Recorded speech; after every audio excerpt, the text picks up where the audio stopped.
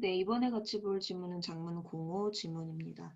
네, 바로 살펴보도록 할게요. 장문 상황부터 보시면 교내 학생들에게 항생제에 대해 설명하는 글을 써서 교지에 실으려 한 이렇게 세 가지 포인트가 있습니다. 자, 교내 학생들이 바로 예상 독자가 되겠고요. 그다음에 항생제라고 하는 것이 이제 중심 제재가 되겠죠. 그리고 그것을 설명하는 글이니까 이건 설명문이 되고 글의 종류는 설명문이라면 글의 목적은 뭐가 되겠습니까? 정보 전달이겠죠. 그리고 교재에 실으려고 한다. 그러면 매체가 뭐다? 이 앞에 했던 장문 공유일 지문이랑 비슷하네요. 그렇죠? 매체도 인쇄 매체고 교지. 그 중에서도 교지. 그리고 아까 깜빡하고 얘기를 못했는데 교지 같은 경우에는 어, 읽는 사람들이 한정이 되어 있습니다. 일반 신문 매체랑은 또 다르게 읽는 사람이 좀 한정되어 있어요. 독자가 이렇게 한정된 독자가 있다라고 하는 게 또 교재의 특징이기 때문에 뭔가 독자와 공유하는 경험을 활용할 수 있는 그런 특성이 있습니다. 이 글하고 상관이 없이 그냥 교지라고 하는 이 매체의 특성을 좀 추가로 알아주시면 좋을 것 같고요. 음, 장문 맥락 다 확인했으니까 초고를 바로 보도록 하겠습니다. 질문다부터 보시면 20세기 초까지만 하더라도 상처가 붓는 것은 매우 무서운 일이었다. 아주 작은 상처라도 이 부위로 균이 들어가 염증을 일으키는 경우 폐혈증으로 숨지는 일이 드물지 않았기 때문이다. 의사의 손과 환자의 상처 부위를 소독하는 것으로 상처가 덧나는 것을 일부 막을 수는 있었다. 하지만 소독약들은 상처를 감염시키는 균만 죽이는 것이 아니라 우리 몸에서 세균에 저항하는 백혈구까지 죽이는 부작용이 있었다라고 했어요. 그러니까 20세기 초의 상황을 제시를 하고 있고요. 그 다음에 소독약들의 부작용에 대해서 언급했습니다. 그다음에 사람들에게 절실하게 필요한 것은 골마버린 상처를 치유하면서 동시에 인체의 백혈구는 그대로 두고 세균만을 골라서 죽이는 마법의 약을 사람들이 필요로 했고요. 이 약은 아주 우연히 발견되었다라고 했습니다. 자, 1문단 같은 경우에는 무슨 얘기를 하고 있냐면 20세기 초에 소독약이라고 하는 것이 이제 세균을 죽이는 용도로 쓰였는데 그것에 부작용이 있었고 그래서 그로 인해 항생제라고 하는 것에 필요가 부각되었다라고 하는 필요성에 대해서 이제 얘기를 하고 있습니다. 그러니까 항생제가 왜 필요했는가에 대한 배경을 제시해 준 거라고 보면 되겠는데 이 문단으로 가시면요. 1929년 영국의 생물학자 알렉산더 플레밍은이라고 해서 구체적인 시기와 이름을 언급해주고 있습니다. 자, 포도상구균 배양 실험을 하던 중 배양 접시에 푸른 곰팡이가 피어난 것을 발견했고 그것은 연구자의 입장에서 매우 명백하고 초보적인 실수였지만 굉장한 발견의 시작이기도 했다. 배양 접시를 관찰하던 플레밍은 이상하게도 푸른 곰팡이가 피어난 주변에 포도상 구균이 자라지 못하는 것을 알게 되었는데 푸른 곰팡이가 포도상 구균을 죽이는 물질을 분비하고 있었기 때문에 이런 현상이 일어났다라는 것을 깨닫고 그때부터 본격적으로 푸른 곰팡이로부터 세균을 죽일 수 있는 물질을 찾기 시작했습니다. 이렇게 발견된 최초의 항생물질은 푸른 곰팡이의 학명인 페니실리움 노타툼에서 따서 페니실린이라고 명명이 되었다라고 설명했어요. 자, 이 부분에서는 지금 어떻게 이야기를 제시하고 있냐면 페니실린이 어떻게 발견되었느냐 하는 그 발견 배경을 굉장히 구체적인 상황을 통해서 보여주고 있습니다.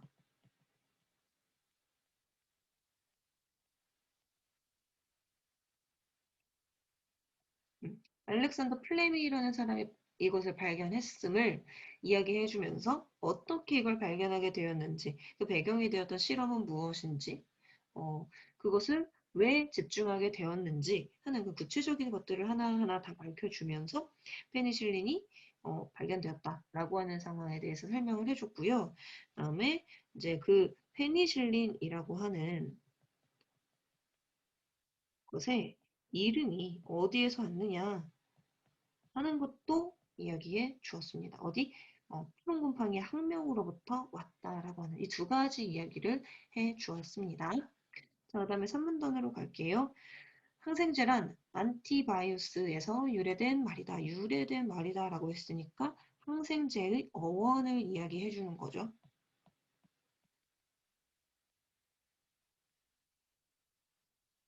그러면서 항생제는 원래 자연적으로 존재하는 물질이다. 곰팡이 등의 미생물 중에는 다른 미생물과의 경쟁에서 살아남기 위해 그들을 죽이는 성분. 그래서 그들은 다른 미생물이죠.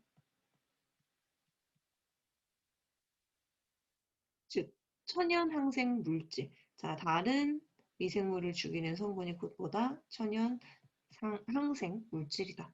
그것을 가진 것들이 있고요. 모든 곰팡이가 다 갖고 있는 것은 아니고요. 그런 것들이 있는 거죠. 미생물 중에는 그런 경우가 있다.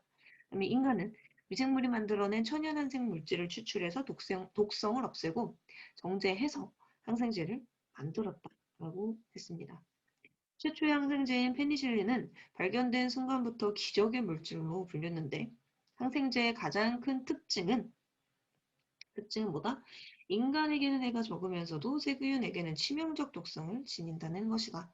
기존의 소독약이 인간의 백혈구든 세균이든 가리지 않고 모두 죽이는 무차별적 특성을 지녔다면 하면서 기존의 소독약 얘기를 하고 있습니다. 그렇죠? 여기서는 뭐 하고 있는 거냐면 비교하고 있는 거죠. 비교. 그렇다면 항생제는 어떻다? 항생제는 인간의 백혈구는 피하고 세균만 골라 죽이는 특성이 있었다. 그래서 여기서 무슨 얘기를 하고 있다? 항생제의 특징이야. 근데 이것을 그냥 제시해 준 것이 아니라 수독약과 비교해서 그래서 그 효과를 부각하고 있고요. 어떻게 항생제는 세균만 골라 죽일 수 있는 것일까? 라고 하면서 질문 던지고 있습니다. 그래서 관심을 환기하죠. 그것은 사람의 세포와 세균의 세포가 지닌 몇 가지 차이점 때문이다. 항생제가 세균만 골라 죽일 수 있는 그 근원적인 이유는 사람의 세포와 세균의 세포가 차이점을 갖고 있기 때문이다. 항생제는 기본적으로는 인간의 세포와 세균 세포가 가진 차이점을 집중적으로 공략해서 항생 효과를 나타낸다라고 하면서 항생제의 원리죠. 세균을 죽이는 원리에 대해서 설명하는데, 자, 이게 뭐 엄청 그 원리를 과학적으로 파고들어서 설명하는 것은 아니고, 그래서 간략하게 얘기해주고 있습니다. 뭐다? 사람과 세균 세포의 그 차이, 사람 세포와 세균 세포의 차이가 바로 항생제의 작용 원리다, 작용 원리. 이렇게 이야기하고 있습니다. 또 산문단에서 꽤 많은 정보가 제시가 됐네요. 그리고 비교하고 질문하는 이런 어떤 전략도 활용이 되어 있습니다. 그 다음에 항생제는 작용 기전, 화학 구조, 항균 범위 등에 따라 다양하게 분류가 될 수 있다라고 하면서 좀 기준을 여러 가지 제시를 해 주었어요. 이런 범위와 같은 기준을 여러 개 제시를 했는데, 자, 이 중 약이 어떤 과정을 거쳐 효과를 내는지 설명하는 것이 바로 작용 기전인 거고요. 어떻게 효과를 내느냐 하는 것을 기준으로 했을 때, 자, 항생제는 세균 세포벽 합성저의 항생제. 이거는 이렇게 할게요. 그다음에 세균 세포막 기능저해 항생제, 그리고 세균 증식 저해 항생제 이렇게 나뉩니다. 자, 먼저 페니실린계 항생제와 세팔로스포린계 항생제가 속하는 세균 세포벽 합성 저해 항생제가 있는데, 자, 요거는 뭐냐면 세균은 인체 세포에 없는 구조인 세포벽에 둘러싸여 있고요. 세포벽 합성 저해 항생제는 이러한 세포벽 합성을 저해해서 항균 작용을 나타내는 그런 항생제라고 했습니다. 그러니까 차이점에 초점을 맞춘다고 했고 이 세균 세포벽 합성 저해 항생제에서 주목한 차이점은 뭐다? 세포벽이다라는 얘기예요. 그렇죠? 그 다음으로 세포막의 투과성을 변화시켜서 세균 세포가 균형을 잃게 하여 죽게 하는 세균 세포막 기능 저해 항생제가 있는데 폴리믹신이 여기에 속한다라고 했어. 그래서 보니까 좀 공통적으로 뭐가 여기에 속하는지에 대해서 이야기를 해주니까 이것들도 좀 표현을 해 두는 게 좋을 것 같네요. 자, 페니실린계 항생제와 세팔루스포린계 항생제는 이제 노란색. 그다음에 세포막의 투과성을 변화시키는 세균 세포막 기능 저해 항생제는 폴리믹신 이렇게 했고요. 그다음에 세균이 증식하기 위해서 엽산을 이용해서 생명체 유전 물질인 DNA, RNA 만들고 단백질이 합성되어야 하는 이 과정을 이용하는 것이 세균 증식 저해 항생제인데 여기에 해당되는 것은 뭐다? 술포나미드계, 퀴놀론계, 아미노글리코사이드계 등이 여기에 속한다라고 했어요. 그래서 일단은 이 구체적인 내용들을 정리하기 앞서서 그냥 사문단에서 이야기하는 것보다 작용 기전 중심으로 작용 기전을 기준으로 항생제의 종류를 분리해서 설명을 해주고 있었다. 구별해서 설명해주고 있었다라는 거. 이 부분은 어떤 특별한 그 쓰기 전략이 쓰인 부분이라고 보기는 어렵고요. 근데 다만 그건 있어요. 최근에 여러분이 이제 최근 기출 문제들을 이렇게 보시면 작년 3월에 고2 학평에서 기출됐던 지문 중에 요 바이러스 관련된 그래서 그 바이러스를 죽이는 약에 대한 지문이 있었습니다. 이게 2020학년도, 그러니까 작년 3월에 의학화학과 관련해서 약에 대한 지문이 출제가 됐었는데 여기에 이 비슷한 내용이 다뤄졌었거든요. 그래서 선생님께서 작년에 이제 이걸 좀 보셨다면, 관심 있게 보셨다면 이게 아마 보기로도 활용이 될 가능성도 있지 않을까 하는 생각이 들어요. 여기에서는 주로 뭘 얘기를 했었냐면 그 엽산의 생성을 저해하는 요 마지막에 제시되어 있는 세균 증식 저해 항생제가 주된 내용으로 다뤄졌었습니다. 그래서 이 약이 어떻게 했다? 엽산의 생성을 억제시킴으로써 그 박테리아가 증식하지 못하게 하는 박테리아를 죽이는 그런 어떤 원리를 설명을 하고 있습니다. 얘가 엽산을 섭취를 못해. 얘는 반드시 자가 생산해서 증식을 해야 하거든요. 근데 이 약이 여기에 투입이 되면 어떻게 된다? 이게 안 된다는 거야. 이 세균 증식 저의 항생제를 쓰면. 그래서 얘를 이제 증식하지 못하게 하는 그런 원리가 있다. 뭐 이런 얘기가 이제 지문에서 다뤄지게 되고요. 비슷한 맥락에서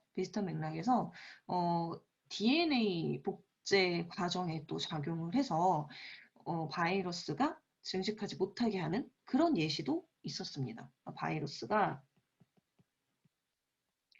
막 복제를 해야 될 거 아니야. 자기가 증식을 하려면, 인체에 영향을 미치려면. 근데 그 과정에서 얘가 DNA 복제나 뭐 RNA 복제를 못하게 하는 거지.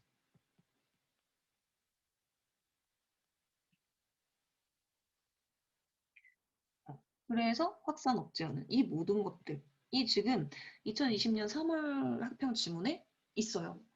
그래서 이걸 내가 설명을 해줄까 하는 게 조금 고민이었는데 이 지문이 나올지 안 나올지도 모르는데 이걸 설명하는 건 좀 오바인 것 같고 어쨌든 이 과정이 설명되어 있는 학평 지문이 있는 만큼 이 문단에 대해서 자료로서 제시할 수 있는 부분이 있다. 그러면 이게 그 자료로 이제 보기로 이게 이 지문을 따와가지고 넣어주고서 이게 뭐 얘를 기억으로 하고 얘를 기억 그다음에 얘를 디귿 얘를 디귿 뭐 이런 식으로 해놓고 여기에 각각 뭐 기억을 설명하는 자료로 써야겠어. 니은을 설명하는 자료로 써야겠어. 딕을 설명하는 자료로 써야겠어. 이렇게 활용이 될 수 있을 것 같다. 뭐 그 얘기죠. 뭐 어려운 얘기를 하려고 했던 건 아니고. 네, 그래서, 이, 뭐랄까, 항생제하고 관련된 기출 지문이 있으니 이런 자료 활용 문제를 염두에 두시면 더 좋을 것 같다. 근데 뭐 어려울 건 없다. 지금 제시되어 있는 것들이 여기 있는 내용 안에서 여러분이 충분히 판단할 수 있는 수준이어서 내가 여기에서 설명해 준 거는 다 얘랑 관련된 거였다. 뭐 이 정도? 이 정도 기억해 두시면 좋을 것 같고요. 자, 마지막 문단. 자, 아무리 몸에 좋은 약이라도 꼭 필요한 사람에게 사용해야 할 효과가 있는 것처럼 항생제도 마찬가지다. 항생제가 필요하지 않을 때 이를 사용하면 아무런 효과가 없을 뿐 아니라 자신에게 맞지 않은 항생제를 사용했을 때는 부작용을 겪을 수 있다. 그럼 여기에서는 이제 자연스럽게 부작용 얘기를 여기서 해줄 수밖에 없겠죠. 그럼 여기에는 뭘 다뤄줘야 되냐? 부작용엔 어떤 것들이 있느냐 하는 것.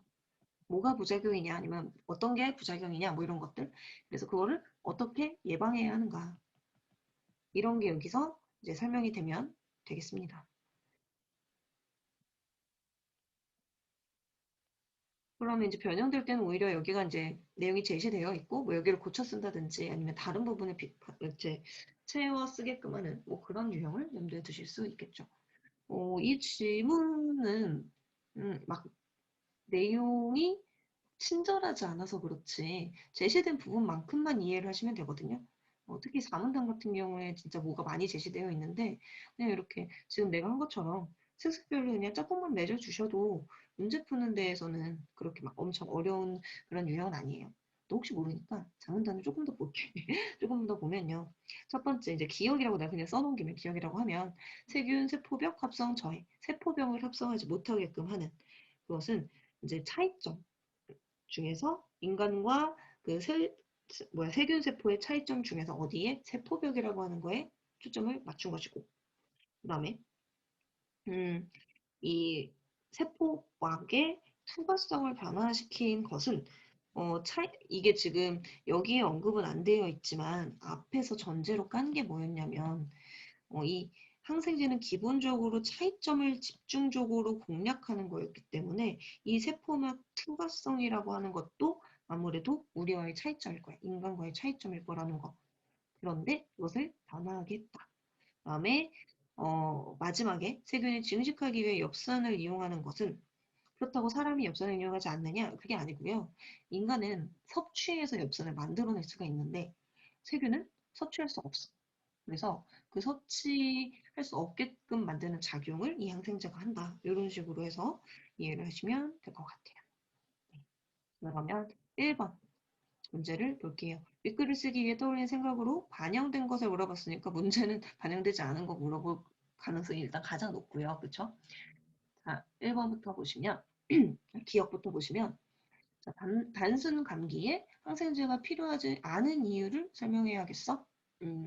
이거 혹시 마지막 문단 때문에 그렇다고 생각할 수도 있을 것 같은데, 뭐 단순 감기라고 하는 건 언급이 된 적이 없고요, 일단. 이제 항생제를 이제 너무 과도하게 복용하거나 불필요할 때 복용하는 것에 대한 어떤 그 유의사항을 얘기를 한 거지. 그치? 그래서 기억은 전혀 상관없겠네요. 그다음에 니은 항생제와 그 이전 소독약의 차이점이 무엇인지, 그 이전 소독약이랑 무슨 차이점이 있는지를 앞에서 잘 얘기를 해줬었어요. 그쵸? 소독약은 인간에게 필요한 것까지도, 백혈구까지도 죽게 만들었지만 항생제는 아니다. 라고 하는 거. 그래서 니은은 맞고요. 최초로 항생물질 발견한 사람 얘기했고 그 일화 얘기했고 그다음에 항생제를 분류하는 기준 중 하나인 작용 기전을 적용해서 항생제를 분류했습니다. 그래서 답은 4번이죠. 뭐 어렵지 않은 내용인데 그럼 얘를 이제 좀 하나 정도 더 추가해가지고 그냥 뭐 다음 중 적절하지 않은 것은 해가지고 그냥 1, 2, 3, 4, 5 중에 고르는 거 그런 문제도 가능은 할 것 같아요. 네.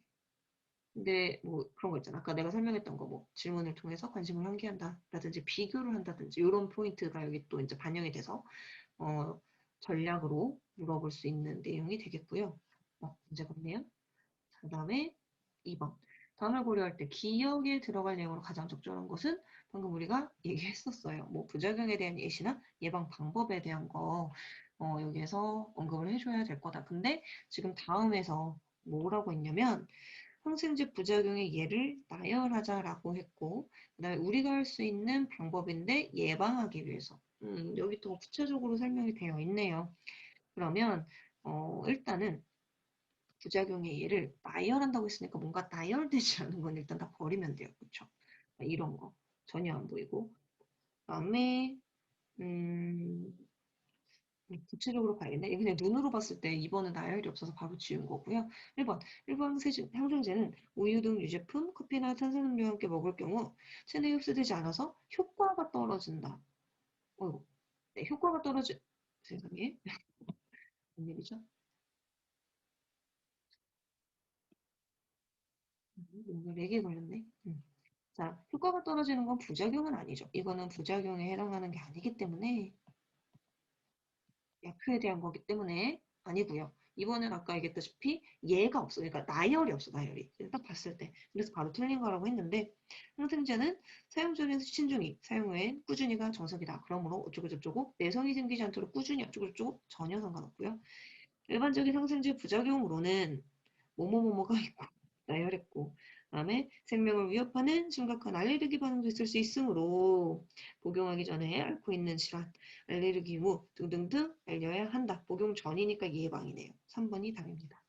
네. 그러면 이 문제 같은 경우에는 얘를 그냥 기억 자리에 넣어놓고 이것을 쓰기 위해서 생각한 내용으로 적절한 것은 방생제 부작용의 예를 나열하고 예방하기 위해 우리가 할 수 있는 방법을 안내해야겠어. 반대로 이렇게 출제될 수 있는 게 가장 기본적인 예시라고 할 수 있겠고요.